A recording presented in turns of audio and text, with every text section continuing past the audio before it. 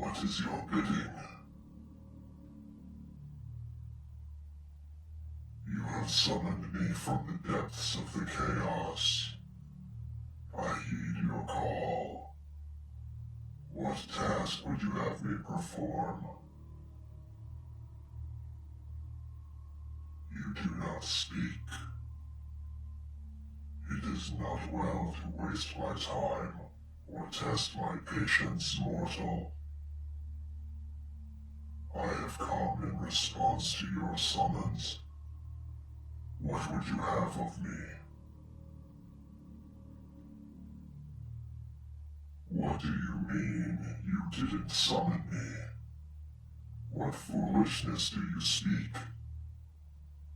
I am here. A summons was made, else I would not be here. And you are here at the place of the summoning. There is no mistake. One does not accidentally summon a demon as powerful as myself. No, mortal. No accidents. No random coincidences can summon me. It was you who called me forth. Yes, you. There is no use in denying it. The signs of it are all around you. Do not take me for a fool, mortal. I am not some bumbling imp, some mindless thrall. Look around you, mortal, and just try to deny it. This room, it is perhaps not arranged according to the usual conventions, but I know a summoning chamber when I see one. The ritual knives, the shelves of rare spices and powders and magical components, and there,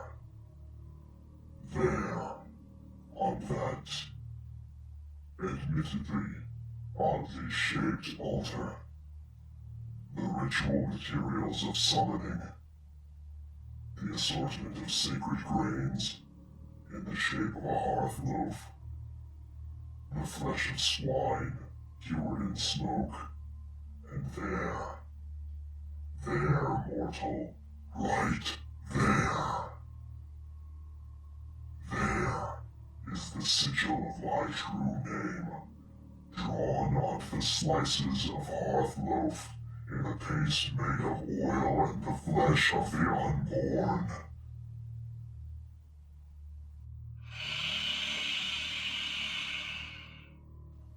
What did you say?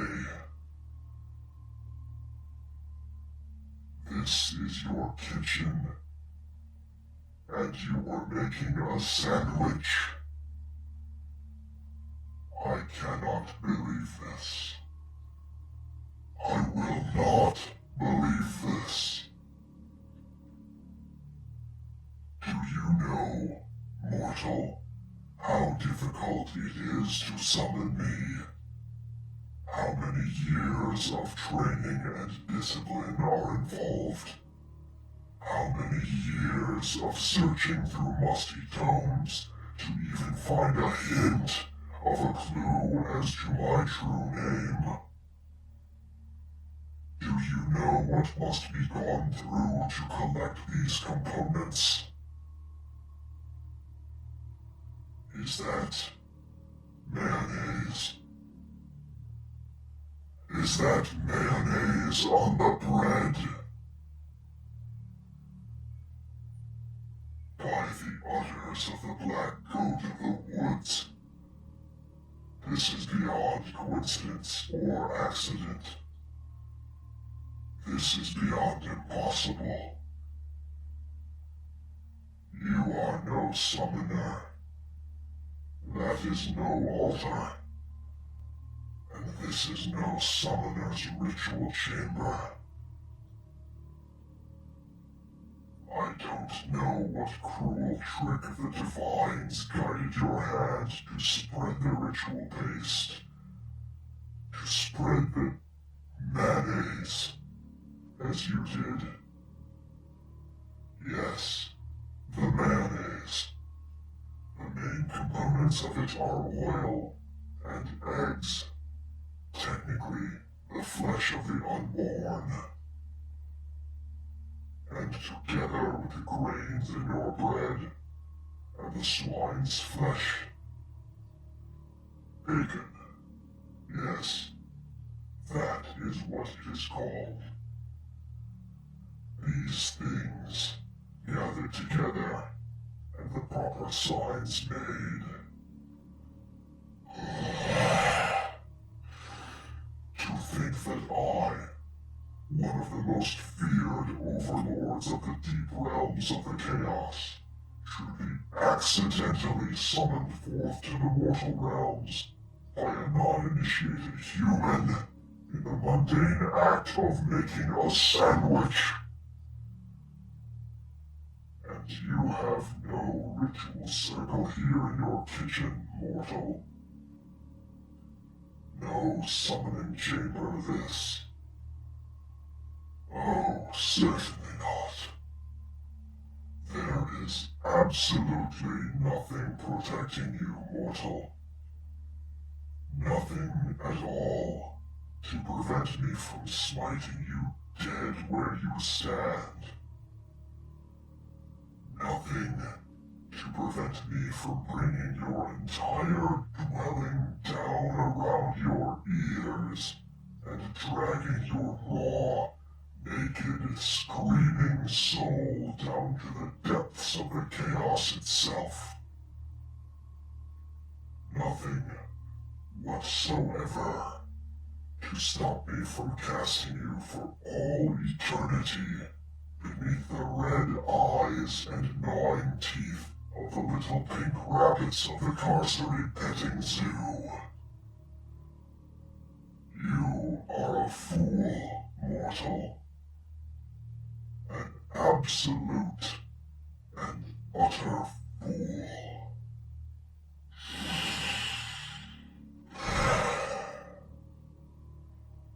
But an innocent as well. At least in this matter. So I will not destroy you and subject your soul to eternal degradation and torment.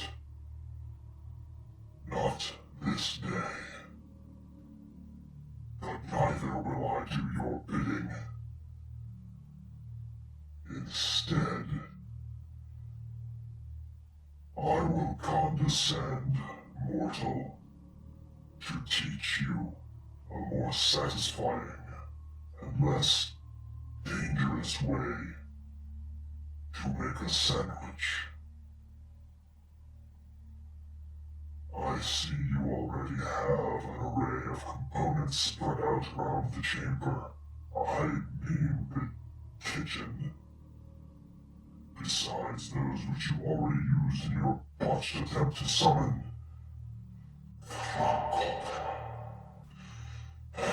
But we will not speak of that. Throw those pieces away. They have been defiled and ruined. Better. We will begin with the bread. A good, strong, solid wheat bread is necessary to the structure of a sandwich, if the sandwich is to be at all fulfilling. Close your mouth, mortal, and stop your carping. Does it surprise you so much that a demon should know how to make a sandwich? Do you know, mortal, that there are demons who devote their entire existence to the making and consumption of food? Be silent, then, and observe. As I stated before, the bread is the foundation on which to build a satisfactory sandwich. but it is also the first layer encountered by the teeth, and it helps to shape how the process of biting develops. One must be able to easily bite through a sandwich to fully enjoy it. So, the bread. 2 slices. Left side and right side.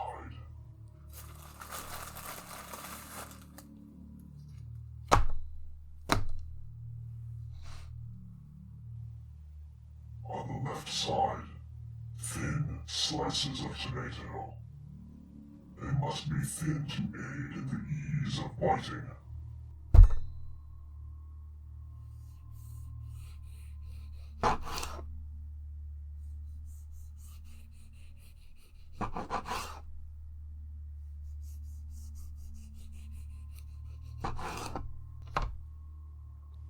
And before they are applied to the bread, they must be blotted on a cloth or a paper towel, so their wetness does not dampen the bread.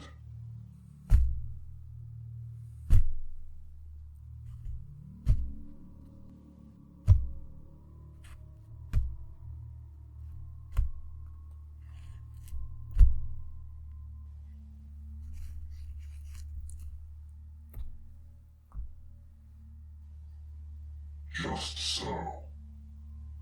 Now, a slice of Swiss cheese to cover them.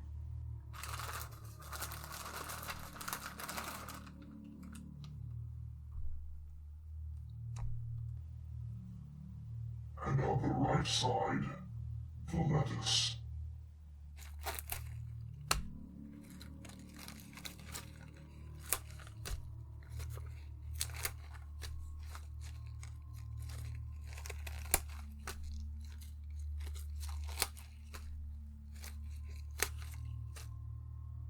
Lettuce is nothing but crunchy water. It will not impede the biting. For the most satisfying crunch, do not use the thickest pieces of lettuce. Rather, use thinner, more limp pieces, and roll or fold them to thicken them up. This adds more bulk to each bite. And once the lettuce is on the bread on that side, anchor it in place with a slice or 2 of provolone cheese.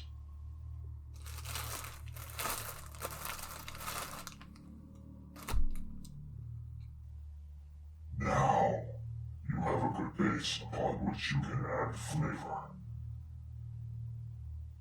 Mustard for the tomato side.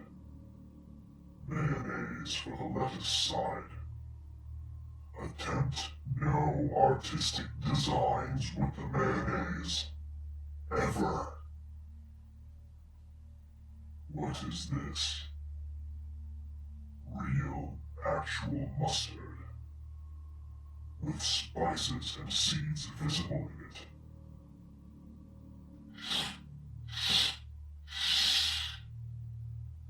And with some bite to it as well.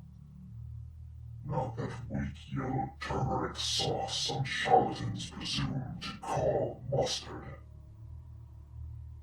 Perhaps you are not quite the fool I thought you. Only a thin layer of each is necessary over the respective cheeses.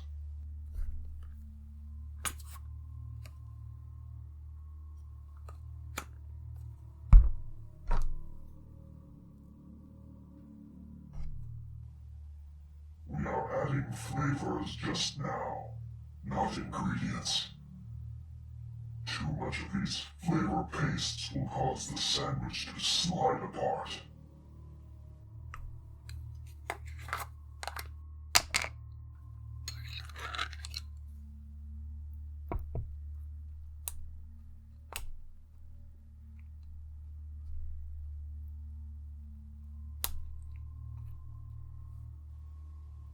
Over these, then, some sliced meats. I see you have smoked turkey and... what is this? Honey ham. Interesting. I wonder how the honey has gotten into the meat. No matter. 2 slices of ham atop the mustard.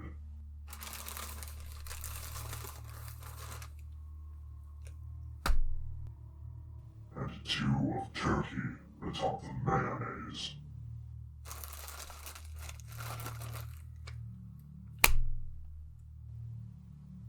And now, the 2 halves must be anchored together.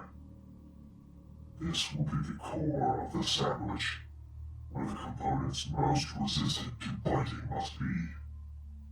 For once the rest of the sandwich is severed in the process of biting, the core will give way easily enough. So here we will place a few strips of this smoke-cured swine's flesh. The bacon. Curious. Is this bacon already cooked? How novel. This may improve the texture.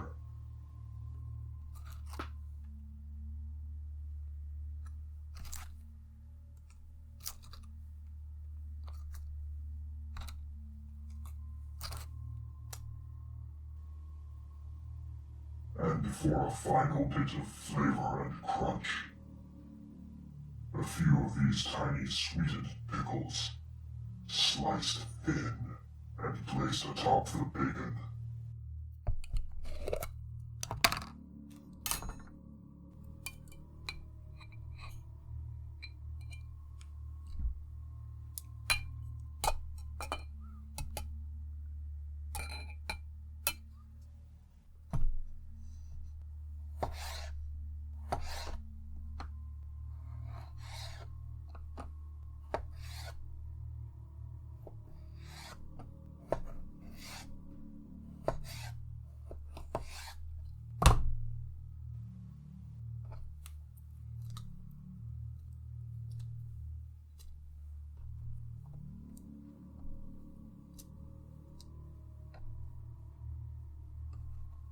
Now, the 2 halves of the sandwich must be joined. This must be done carefully so that the components do not slip or slide out.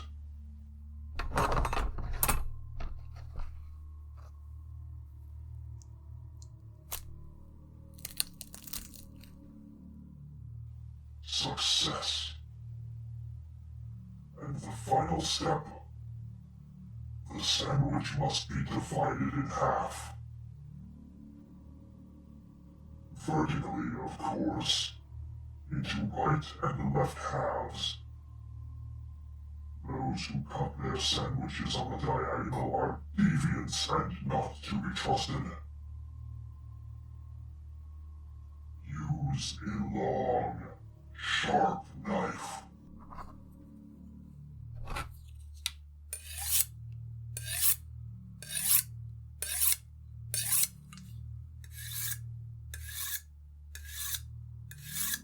Slide the blade along the sandwich while pressing down. The object is to slice it in half, not to chop it.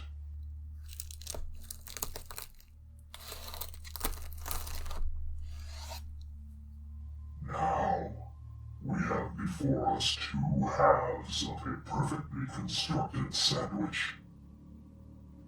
I will take 1 half as the price of your life, and you may take the other to learn by experience what it is to enjoy a truly well-made sandwich.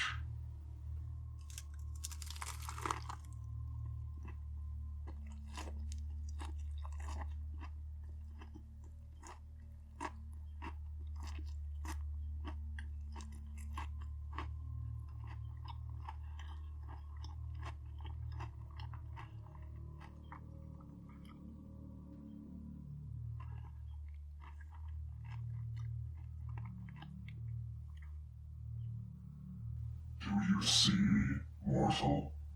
Do you see? Is this not a most exemplary and flavorful sandwich? Mind my instructions well, mortal. They may stand you in good stead in the future. But now, I leave you. I have matters to attend to. Matters which do not concern you. And do not try anything fancy with that mayonnaise. I do not want to be summoned here again. If I am, or if I ever hear that another demon has been summoned by your careless scribbling in ritual foodstuffs, I will come back here, and I will take a very personal interest in seeing you suffer. Farewell, mortal.